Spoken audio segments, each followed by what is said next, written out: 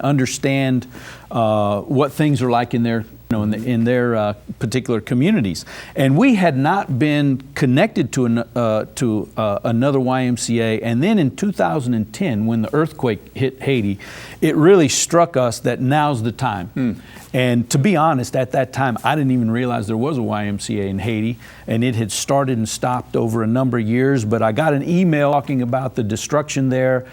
And so we decided this is the time. We need to step up, partner with them, come alongside them, do whatever we can. I am proud to say the Y in Port-au-Prince was totally destroyed during the earthquake. It was the first building rebuilt in that community after the earthquake was the YMCA. That's phenomenal, phenomenal. Vernon, one of the interesting components of the Y is the residential aspect. Yeah. And it's kind of a unique thing. And I understand that, I know the Y currently has a residence program, and you're going to continue that, but it's going to be at a different location. Explain where it is and how that happened. Well, we were in our current facility that was built in 1959, it got to the point where it just wasn't, we couldn't adequately serve our clientele. The building needed a lot of work. It didn't meet the current fire codes and safety codes. And so we really looked, well, where do we go from here? What are we going to do? And, we determined whether we wanted to continue with that service. And as we looked at it, we had to. We didn't have a choice. It was important for us to continue. Yeah. But the problem was, to do something new, we needed a new location and needed a tremendous amount of funding. Well, fortunately, with the help of others from the community, especially Bob Brownell from Polk County was a tremendous help getting the location. Former resident himself. Yes, yes. Getting a location. And then we managed to raise $14 million to build this new facility, and so we've been open almost 2 years now, and it's 140 rooms. Each room is self-contained with it's like an efficiency apartment with a bed and a little kitchenette and a bathroom of their own. It stays full all the time. We have a waiting list that's always between 40 and 60 people. Another uniqueness of our new location is because it is each room is self-contained and they don't have to share bathrooms. Now we can take in women, because in the other scenario we weren't able to do that. Which serves a need because the YWCA is gone. No, exactly. And I have been really surprised at the need for women, but we're not quite there yet. We're probably about 30% of our population there as females, but as the people who are on the waiting list, it's about 50-50 men to women. So there's a tremendous need for both men and women for this service. Vernon, with the new Y being built downtown, what is the gap that you guys are still trying to raise for funds to close that deal out? Obviously, you might want to let our viewers know that and how they can obviously participate if they want to with the downtown YMCA. We were very fortunate to have two wonderful friends of the Y, Bill Knapp and Jim County, that worked on the major gifts part of our funding. Not a bad team to have help. It is not a bad team. If there was ever an A team, those guys were the A team, and you don't really need much of a committee around those guys. You just kind of stay out of the way. But they are coming up on $10 million at this point that have been raised towards that. The total project cost, because the land, the purchase of the Plex is taken care of from the sale of our property.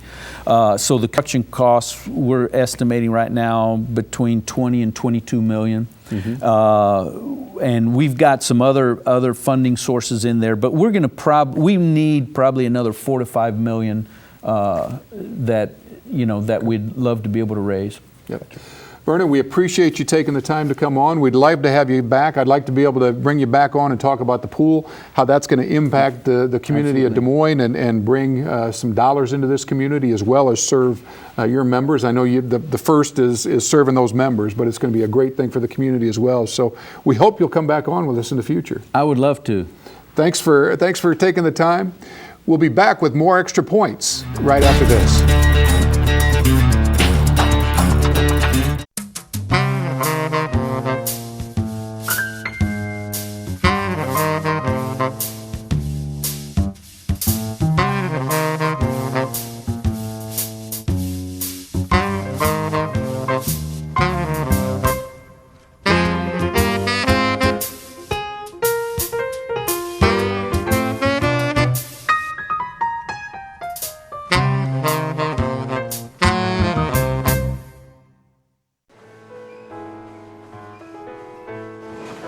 That's magic.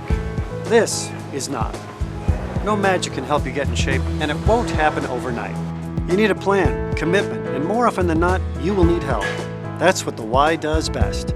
They have the finest facilities and equipment and a professional staff trained to help you succeed. If you and your family are serious about living an active, healthier lifestyle, why wait? Join the Y today and let tomorrow be the start of a healthier you. Welcome back to Extra Points. Al Lorenzen, Casey Shelton, Mark Hansen, and guys, Vernon Delpesce and his mission. People might be saying, okay, sports, how does that fit? The YMCA is about sports for all and delivering that. And I thought Vernon did a really nice job of talking about how that can be a positive impact in our communities. Oh, I mean, I bet you if you take a poll out there, 9 out of 10 people have always participated in a YU sport. I mean, I'm going back to when I was a little kid. Let's go back to the dinosaur ages for Hansen, and then you. Well, did you play tennis? Did you learn to play tennis at a Y? Are we going to talk about wood rackets now? Or? No, but you know what? I did. Let's be serious. I did. Strings. I did, and I also, my sons have played there, basketball and flag football, I mean, and everybody right. has. And the downtown Y has always been a real vital part of the community, and it's had its rough times. It's had, they've been looking forever for a place to go and to move the residents, which has been kind of a controversy, but it's to see that things are finally working out. Absolutely. Well, when you look at this week in sports, and we talked about the Boston Marathon and what happened there, and as somebody that sees these events grow, and Casey, certainly you participate in a lot of them, about a lot of them, but the reality is, as more of these events unfold and you hear about this soft target stuff, you just wonder at what point we as a society, are going to be so caught up looking over our shoulder that we don't continue to participate and do these kinds of things. Well, that's the sad part about it all is, I mean, but then you got to sit back and look. Then the terrorists are winning. Yes, they're absolutely. winning, and they're taking us out of our own game. So us standing up for ourselves and our rights, that we need to continue to do this stuff. Right. I mean, I think the biggest thing, like Mark brought up earlier, is you go to a big football game. There's hundreds of thousands. I mean, hundreds of thousands of people there. Right. I mean, really? Are they going to start getting an Iowa State football game and then no, there's 30 or 40,000 let's go people. whatever. At least we can tailgate for more than 2 hours. So if Iowa, it's 2 hours before, 2 hours afterwards, I know, and then they're it's fun cleared haters. out. I get that. I mean, we'll go Friday night till Monday morning when we have to go to work. Amen. The other side of this is obviously we've talked about Iowa State and some of the things going on with the phone calls, and I know Mark's going to talk a little bit more about that in the Extra Point coming up. You've got Oregon in the same boat and with all kinds of things. Chip Kelly, now it's coming out. Chip Kelly got out of town ahead of the lynch mob, maybe, or at least ahead of that NCAA posse. It seems to me that really, at some point you got to open it up. And I know there's talk within the NCAA right now, Mark, of removing restrictions on text messages and phone calls. Where do you draw the line with this? I don't know, because what's the next? Your thoughts go straight from your head into the other person's brain? I mean, it's just... Gosh, I hope not. Yeah, I know. That could be dangerous. But no, you're right. I don't know where they're going to go with this, but it just seems that it's the way it's working now isn't working. So they got to do something. I mean, I'm going to go back, obviously, to the days when I was getting recruited. It is nice, and you've got to admit this, Al, at some point they've got to stop. Right. I mean, because when you're at basketball practice, in my case, you got coaches all hanging around basketball practice, and then they want to come to your house at night, and then you have them calling you. I mean, that wasn't a big problem for me. I just wanted to say. There wasn't a huge recruiting battle for your tennis services? Not really.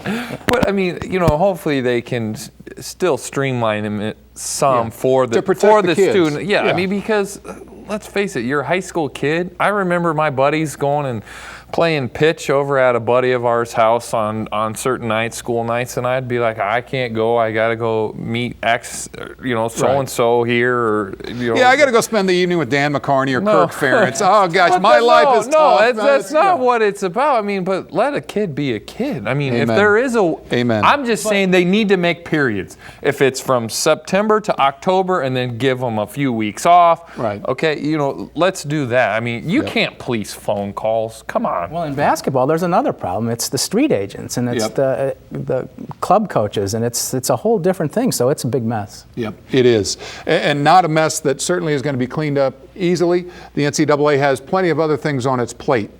We'll tackle these issues and more next week, but right now we hope you'll stay tuned for our Extra Point as Mark Hansen waxes poetic. Come back right after this. Overwhelmed? Frustrated? Not sure what to do with your garage? Let the professional design team at Minnesota Cabinets be your garage organization solution. Floors, cabinetry, slapboard walls, and other accessories, all custom designed to maximize your space and be easy on your budget. Let Minnesota Cabinets, your trusted solution for kitchen cabinets, bring some peace of mind to your garage too. Wait till your neighbors see this. Minnesota Cabinets, home and garage on 100th Street in Urbandale. People like to see a return on their investment. Is it time for you to make an investment in your health? The YMCA has great locations, facilities, equipment, and a staff dedicated and trained to help you succeed. And it's affordable to all. The Y offers boot camp classes, a pool, wellness coaches, complimentary child watch, and so much more. If you and your family are serious about living an active, healthier lifestyle, why wait? Join the Y today and let tomorrow be the start of a healthier you.